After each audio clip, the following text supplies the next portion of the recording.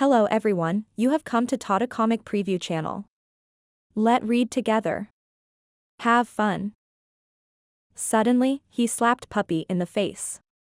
Bullshit. Xian Yang had personally brought a guiding drug ingredient to me.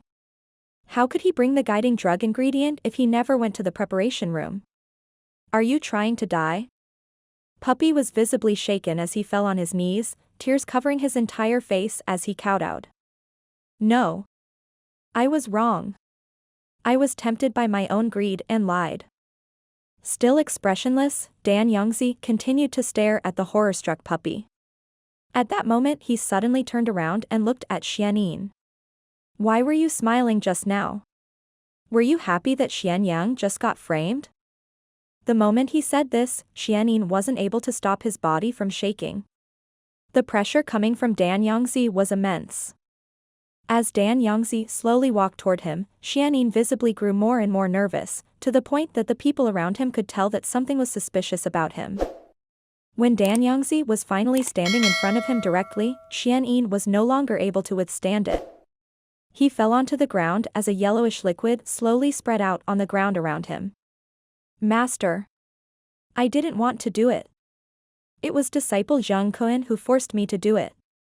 The moment Xianyin said that, Zheng Kuan suddenly snarled, launching himself toward the exit of the cave system like a jaguar. To think that it was you. Dan Yongzi huffed. At the same time, a clear ringing sound rang out as he swung his right hand. Then, a single bronze coin fell onto the ground, rolling and spinning like a top. Zheng Kuan was almost out of the cave system when Dan Yongzi raised his right foot and stomped the ground, his cloth shoes kicking up a pillar of dust.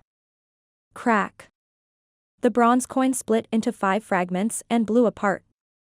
However, the coin was not the only thing that split apart. Zheng Kuan himself had split apart as well. All 4 of his limbs were torn apart, just like the coin.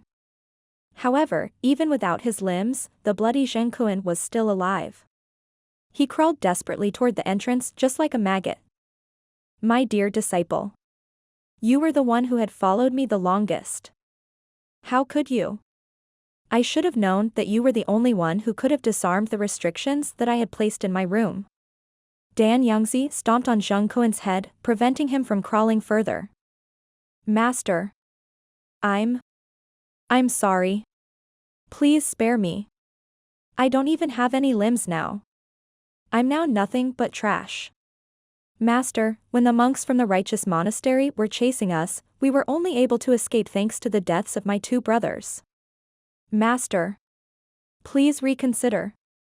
Dan Yongzi slowly increased the force in his leg, causing Zheng Kuan's suffocated face to be buried completely into the ground, silencing him.